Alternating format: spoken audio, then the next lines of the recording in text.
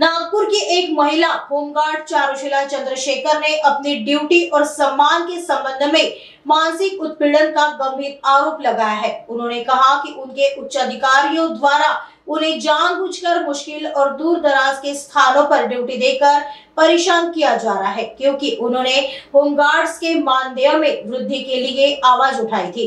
उन्होंने बताया कि मुख्यमंत्री देवेंद्र फडणवीस से मुलाकात कर होमगार्ड्स के मानदेय में वृद्धि के लिए ज्ञापन दिया था। उन्होंने कहा कि फडणवीस साहब ने उन्हें भरोसा दिया था कि भले ही उन्हें नियमित नहीं किया जा सके, उनका मानदेय जरूर बढ़ाया जाएगा।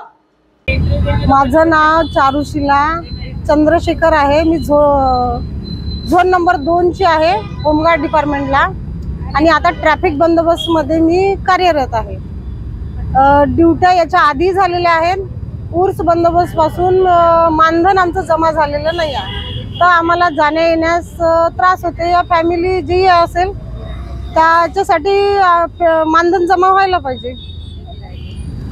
मी बसने जाणे येणे करते या कधी गाडीने सोडून मागते, पण त्यासाठी कोणताही बंदोबस्त आता लॉंग बंदोबस्त आहे हा, या लॉंग बंदोबस्त मध्ये मानधन यायला पाहिजे, मिळायला पाहिजे होतं सर्वांना, जेणेकरून येण्या जाण्यास सगळ्यांना सोपी गेलं असतं। जास्तही म्हटलं तरी चालते, कारण की आता ट्रॅफिक मध्ये आमचा बंदोबस्त आहे, तर आम्ही त्यांच्या खांद्याला खांदा लावून बंदोबस्त करत आहोत।